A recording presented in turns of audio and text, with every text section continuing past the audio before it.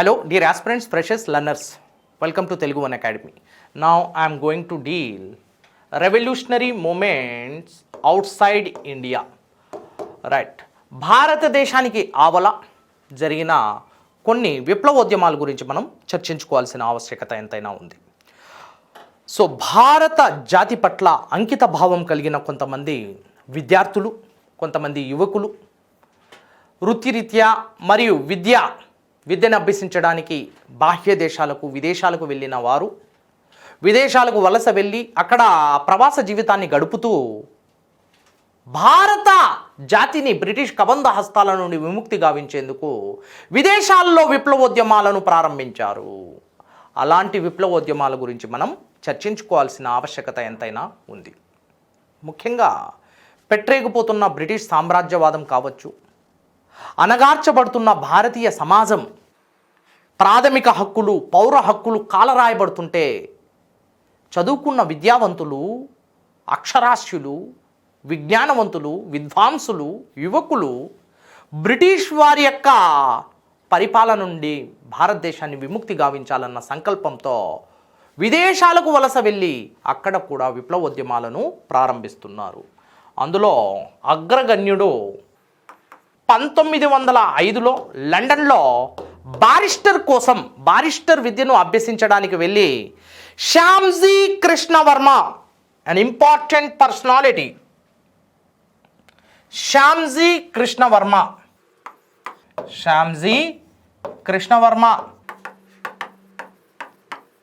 1905లో లండన్లో బారిస్టర్ను చదవడానికి వెళ్ళి ఒకవైపు తన యొక్క వృత్తి ధర్మాన్ని పాటిస్తూ బారిస్టర్ని చదువుతూ విద్యార్థిగా, మరొక వైపు విప్లవోద్యమాన్ని ప్రారంభించాడు. 1900 ఇతడొక గుజరాతీ బారిస్టర్, గుజరాత్ ప్రాంతానికి చెందిన బారిస్టర్ అమ్మ. 1905లో ఇండియన్ హోమ్ రూల్ లీగ్ అనే సంస్థను స్థాపించాడు. ఇండియన్ హోమ్ రూల్ లీగ్ అనే సంస్థను స్థాపించి విప్లవోద్యమాన్ని పూర్తి స్థాయిలో నిర్వహించాడు. Indian house or Indian home rule league అనే సంస్థను స్థాపించాడు. మొట్టమొదటిసారిగా భారత హోమ్ రూల్ లీగ్ని స్థాపించిన వ్యక్తి విదేశాల్లో శ్యామ్జీ కృష్ణవర్మ అనే బారిస్టర్, గుజరాత్ ప్రాంతానికి చెందినవాడు. జాతి పట్ల అంకిత భావం, నిబద్ధత, గొప్ప ఆదర్శ భావాలు కలిగిన ఇతడు బారిస్టర్ విద్యను కొనసాగిస్తూనే మరొక వైపు విప్లవోద్యమాలను నిర్వహించాడు. Indian home rule league or Indian house అనే సంస్థను ఏర్పాటు చేసి విప్లవోద్యమాన్ని ప్రారంభించాడు. ఆ క్రమంలోనే విప్లవోద్యమ భావాజాలాలను లండన్లో ప్రచారం చేసేందుకు ఇండియన్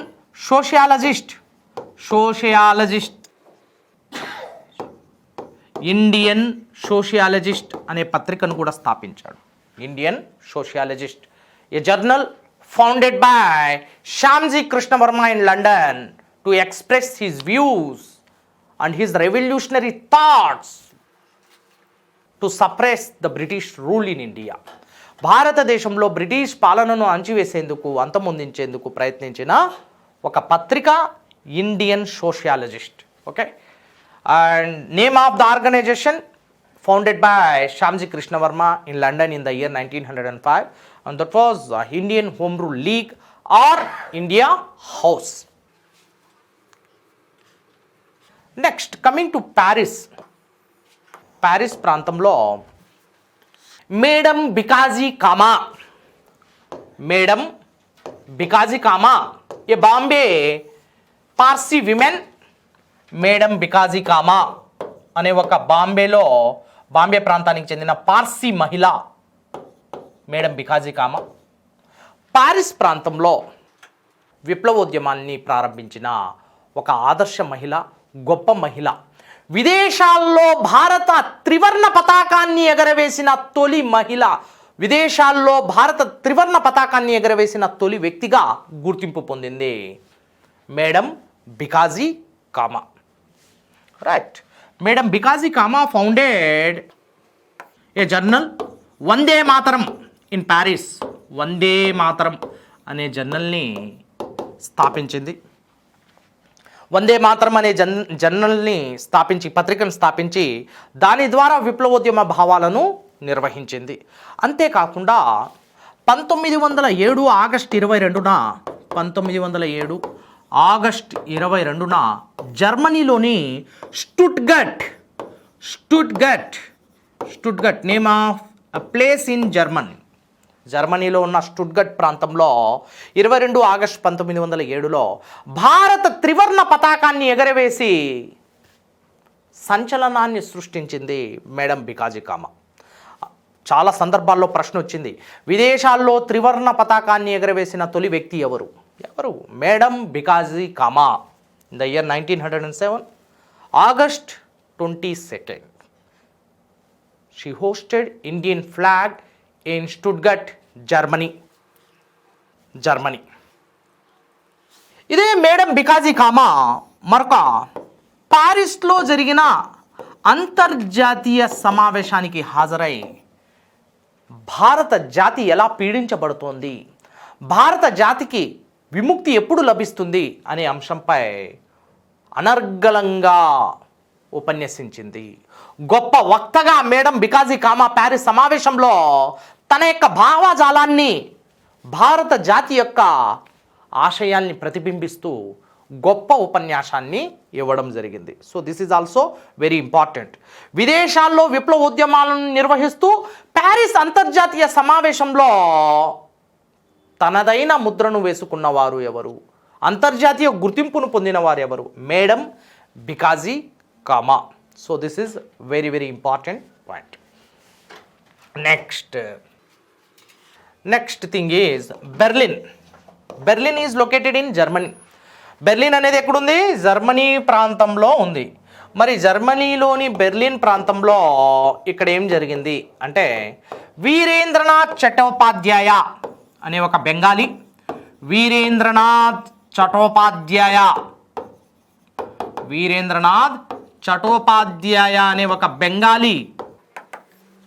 బెంగాల్ ప్రాంతానికి చెందినవాడు జర్మనీ ప్రాంతంలో జర్మనీ ప్రభుత్వంతో కలిసి ఒక ప్రణాళికను రూపొందించాడు. Very very important plan, that was Zimmerman plan. Name of the plan is Zimmerman ప్రణాళికను రూపొందించాడు వీరేంద్రనాథ్ చట్టోపాధ్యాయ. బెంగాల్ నివాసి, జర్మనీ ప్రాంతంలో ఉంటూ వలస జీవితాన్ని, ప్రవాస జీవితాన్ని గడుపుతూ జిమ్మేరియన్ ప్రణాళికను రూపొందించాడు. ఏ ప్రభుత్వంతో కలిసి? జర్మనీ ప్రభుత్వంతో.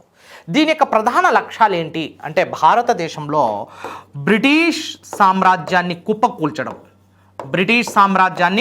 కుప్పకూల్చడం నంబర్ 1.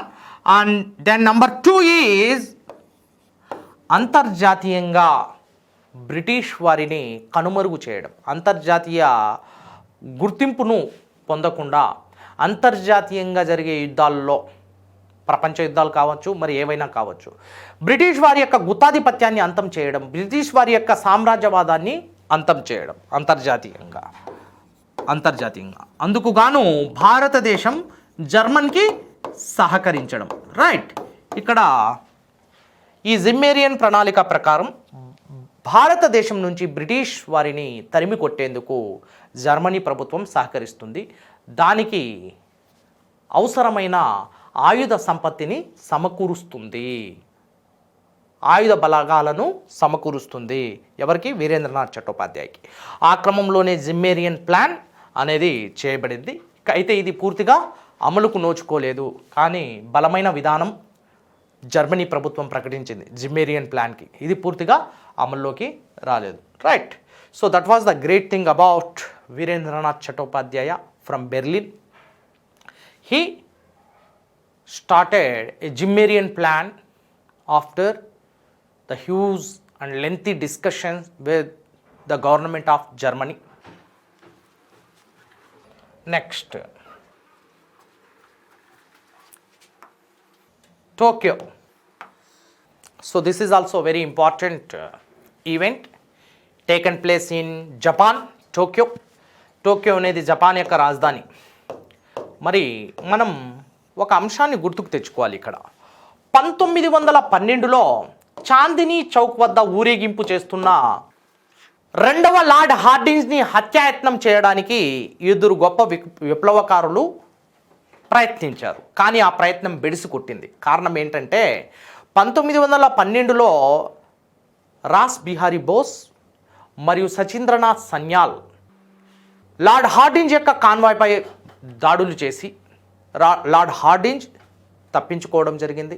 మరి వీరు కూడా అక్కడి నుంచి చాలా తెలివిగా తప్పించుకొని రాస్ బిహారీ బోస్ నాట్ గోస్ అండి, బోస్, రాస్ బిహారీ బోస్ జపాన్ ప్రాంతానికి పారిపోయాడు. జపాన్ ప్రాంతానికి పారిపోయి టోక్యోలో ప్రవాస జీవితాన్ని గడుపుతూ, అజ్ఞాత జీవితాన్ని గడుపుతూ అక్కడ ఒక సంస్థను ఏర్పాటు చేశాడు జపాన్ యొక్క సహకారంతో. అదే ఇండియాస్ ఇండిపెండెన్స్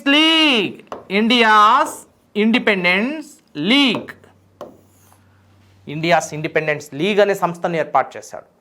ఆ సంస్థ తదనంతరం ఆజాద్ హింద్ ఫౌజ్లో విలీనమైంది.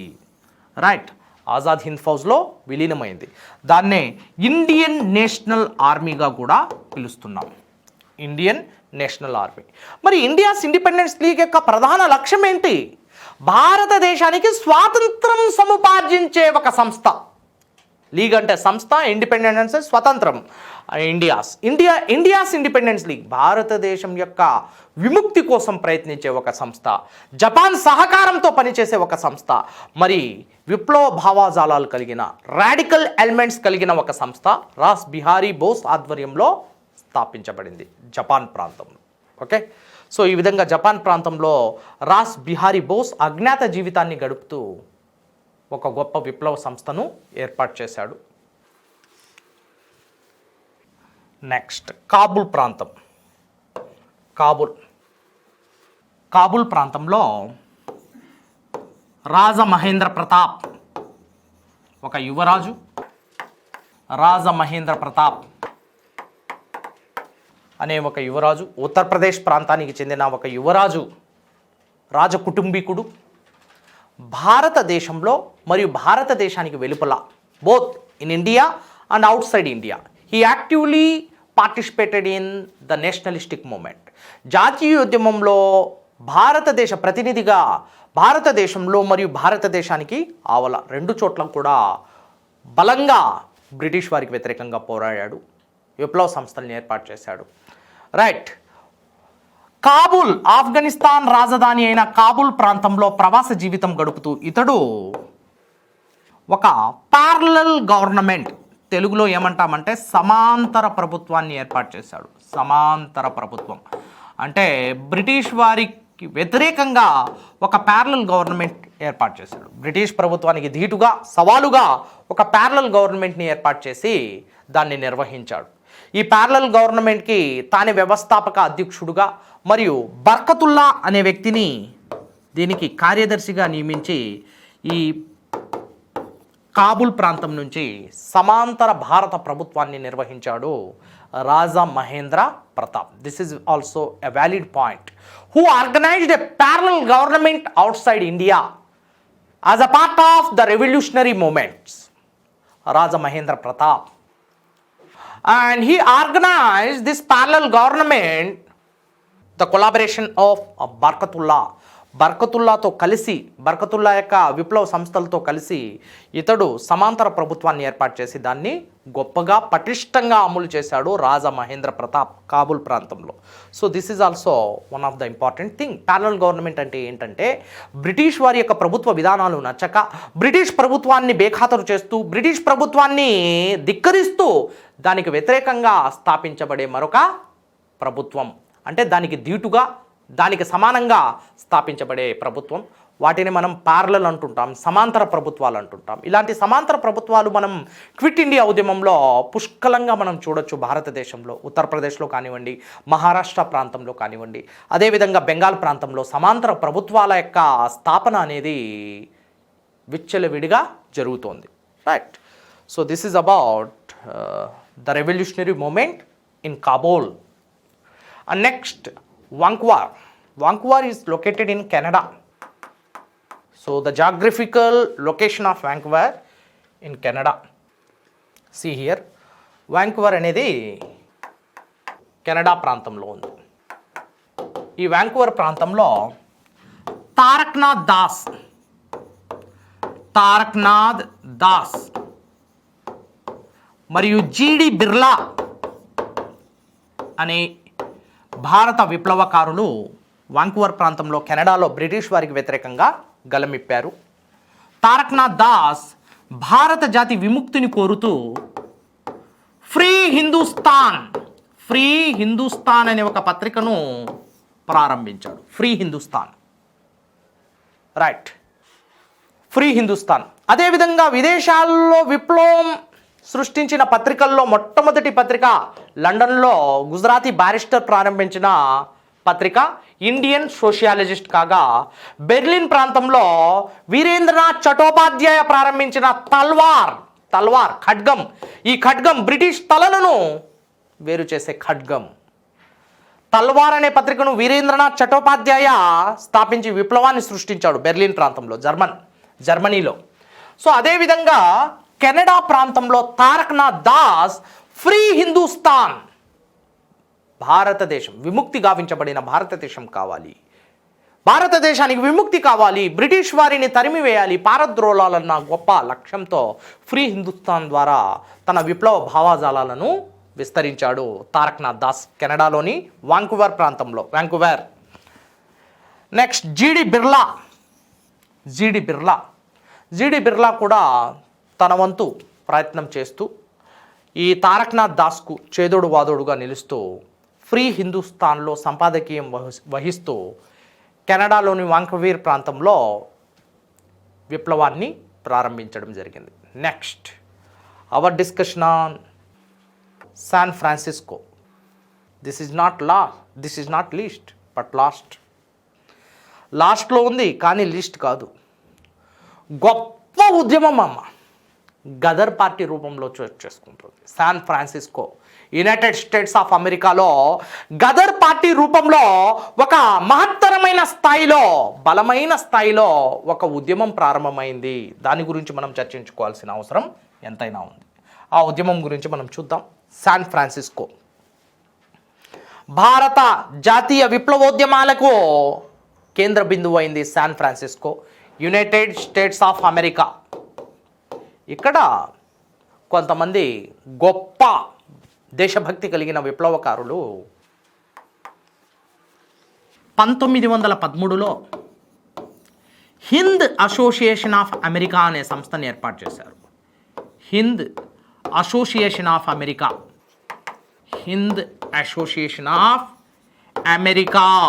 అమెరికా అనే సంస్థను 1913లో ఏర్పాటు చేశారు. వారిలో note down, very important, Sohan Singh Bhakna, very important, Sohan Singh Bhakna, Lala Har Dayal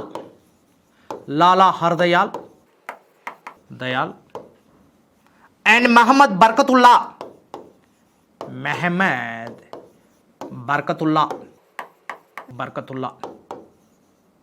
ఆధ్వర్యంలో 1913లో San Francisco United States of అమెరికాలో హింద్ అసోసియేషన్ ఆఫ్ అమెరికా అనే సంస్థ స్థాపించబడింది.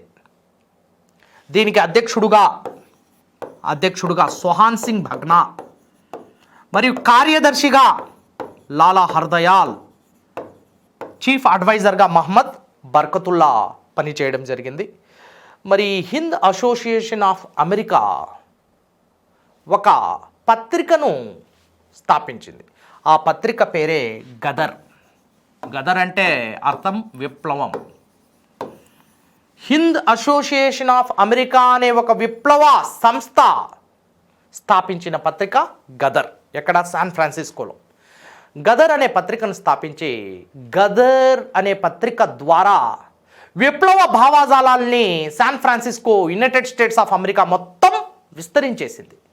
చివరికి వాడవాడల్లో, బస్తీల్లో, గల్లీల్లో గదర్ అనే పత్రిక సంచలనం సృష్టిస్తుంది. బ్రిటిష్ వారికి వ్యతిరేక భావజాలాలను, భారతదేశ జాతీయోద్యమానికి కారణమైన పత్రిక గదర్ పత్రిక.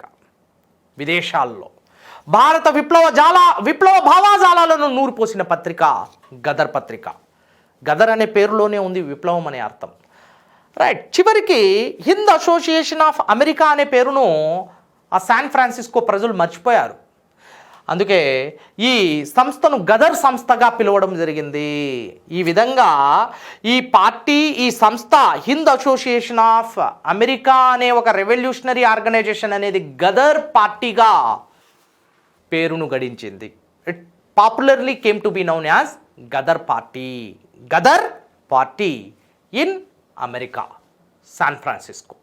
సో ఆ గదర్ పార్టీగా ప్రసిద్ధి చెందిన ఈ పార్టీ ఆధ్వర్యంలో చోటు చేసుకున్న ఒక విషాద సంఘటన గురించి మనం నెమరు వేసుకోవాల్సిన అవసరం ఉంది. ఎందుకంటే గతంలో ఇక్కడి నుంచి ప్రశ్నలు వచ్చాయి, మళ్ళీ వచ్చే అవకాశం ఉంటుంది. రైట్. గదర్ పార్టీలో సభ్యత్వం పుచ్చుకున్న, గదర్ పార్టీ తీర్థం తీసుకున్న ఏకైక తెలుగువాడు Darshi Chenchaiah. Note down, this point is a valued point. Darshi Chenchaiah. Previous question. Ghadar party సభ్యత్వాన్ని తీసుకున్న ఏకైక తెలుగువారు దర్శి చెంచయ్య. దర్శి చెంచయ్య గదర్ సభ్యత్వాన్ని తీసుకున్న ఏకైక తెలుగువాడు. Freshers, learners, thank you.